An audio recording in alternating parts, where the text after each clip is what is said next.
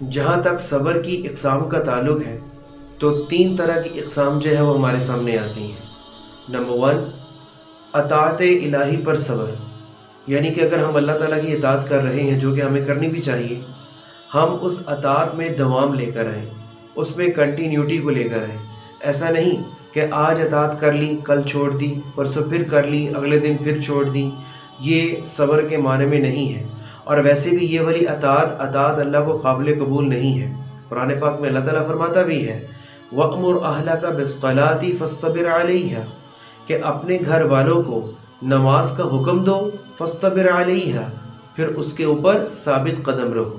یعنی کہ ہم اس قرآن کی آیت سے یہ سمجھ سکتے ہیں کہ جو آپ نیک کام کر رہے ہو اس کے اوپر آپ کو دوام جو ہے وہ اختیار کرنا چاہیے، اس کے اوپر جو ہے ثابت قدمی اور تسلسل کو قائم کرنا چاہیے۔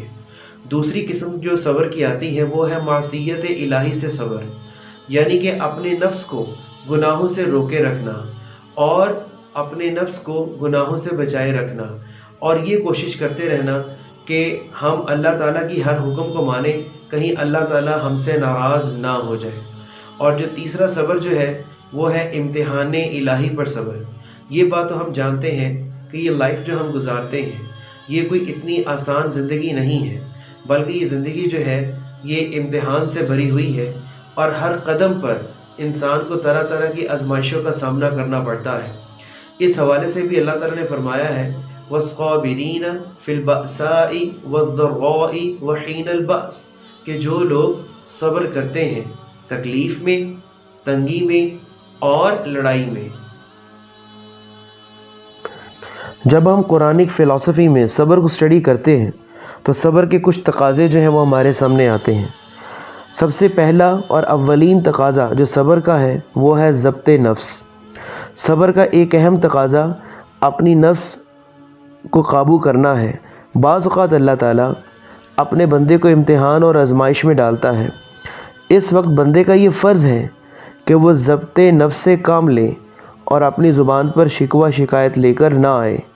اللہ تعالیٰ کہتا ہے نا کہ اگر ہم انسان کو اپنے پاس سے کسی مہربانی کا مزہ چکھائیں تو اس کے بعد اس کو چھین لیں تو وہ نا امید اور نا شکرہ ہو جاتا ہے، اور اگر کسی مصیبت کے بعد اس کو نعمت کا مزہ چکھائیں تو کہتا ہے کہ برائیاں مجھ سے دور ہو گئیں، اور وہ بے شک شادان اور رضان ہے۔ لیکن وہ جنہوں نے صبر کیا، اپنی نفس پر قابو رکھا اور اچھے کام کیے، جن کے لیے معافی اور بڑا انعام ہے۔ اور دوسرا تقاضا صبر کا جو ہمارے اوپر آتا ہے وہ یہ ہے کہ کامیابی کے لیے ہمیں مناسب وقت کا انتظار کرنا چاہیے، کہ ہمیں کسی بھی موقع پر ہمت نہیں ہارنی چاہیے بلکہ خدا کی مدد کا انتظار کرتے رہنا چاہیے۔ اللہ تعالیٰ نے یہی چیز آپ صلی اللہ علیہ وآلہ وسلم کو بھی سکھائی ہے۔ قرآن پاک میں ہے اپنے پروردگار کے فیصلے کا ثابت قدم رہ کر انتظار کر، کیونکہ آپ تو ہماری آنکھوں کے سامنے ہیں۔ یعنی کہ کوئی بھی چیز اللہ تعالیٰ کی نظر سے اوجھل نہیں ہے۔ آپ کسی اچھے کام کے لیے اپنا قدم اٹھاتے ہو، کوششیں کرتے ہو، لیکن آپ کو اس چیز کا نتیجہ یا اس چیز کا پھل فوراً نہیں مل رہا، تو اس کا مطلب یہ نہیں کہ آپ مایوس ہو جاؤ، کیونکہ آپ اللہ کی نظر میں ہو۔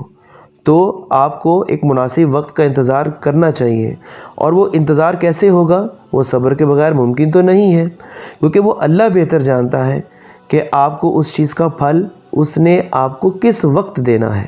کیونکہ انسان تو چاہتا ہے کہ یوں کام کرے اور یوں دوسری طرف سے اس کا نتیجہ فوراً آ جائے، لیکن یہ اللہ کی حکمت ایسی نہیں ہے۔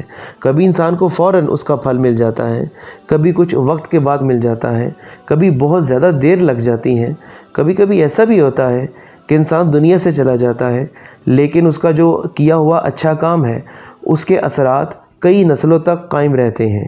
یہ اللہ تعالیٰ بہتر جانتا ہے کہ اس نے آپ کو آپ کے کام کا صلہ کب اور کس انداز سے دینا ہے۔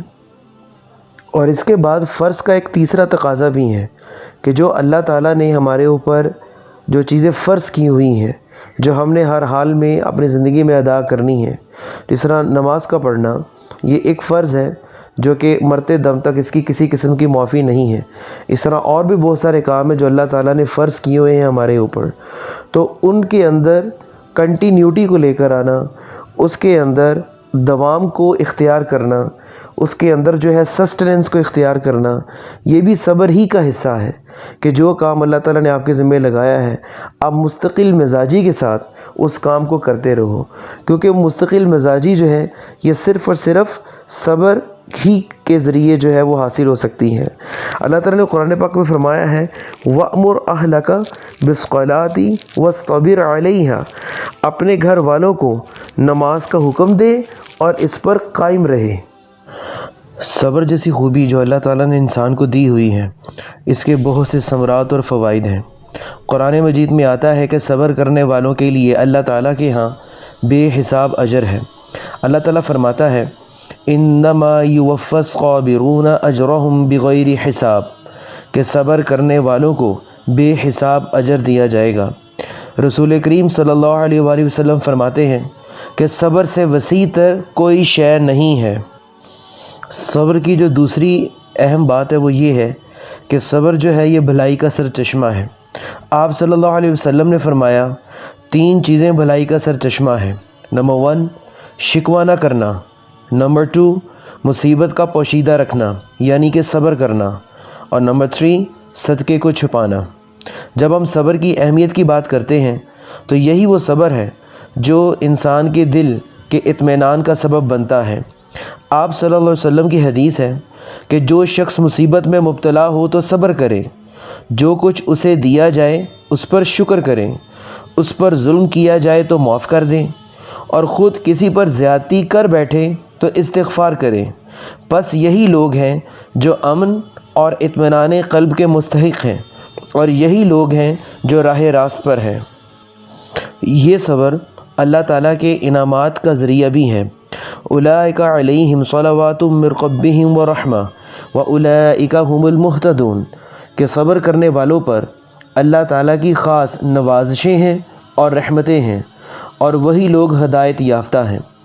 اگر ہم صبر کی بات کرتے ہیں تو یہی صبر جو ہے وہ اللہ تعالیٰ کی رضا حاصل کرنے کا ذریعہ بھی ہے۔ صبر رضا حاصل کرنے کا ذریعہ بھی ہے۔ رسول کریم صلی اللہ علیہ وسلم فرماتے ہیں آزمائشیں جتنی سخت ہوں گی اتنا ہی بڑا انعام ہوگا۔ اللہ تعالیٰ جب کسی گروہ سے محبت کرتا ہے تو اسے آزمائش میں ڈال دیتا ہے، اور جو شخص اس میں مبتلا راضی رہا اور اللہ اس سے راضی رہا، جس نے اس حالت میں ناراضگی کا اظہار کیا تو اللہ تعالیٰ بھی اس سے ناراض رہا۔ اگر غور کیا جائے تو انسان کی زندگی میں جتنی بھی مشکلات آتی ہیں، جتنی بھی آزمائشیں آتی ہیں، وہ ان مشکلات کا آسان ہونا اور ان آزمائشوں کا آسان ہونا اور ان آزمائشوں میں کامیابی سے نکل جانا، یہ سب کچھ منحصر کرتا ہے، ڈپینڈ کرتا ہے صبر کے اوپر۔ صبر سے کام لینے سے مشکلات آسان ہو جاتی ہیں اور امید کی کرن ہے۔ قرآن مجید میں آتا ہے نا وَاسْتَعِینُوا بِالصَّبْرِ وَالصَّلَاةِ، کہ مدد طلب کرو صبر اور نماز کے ساتھ۔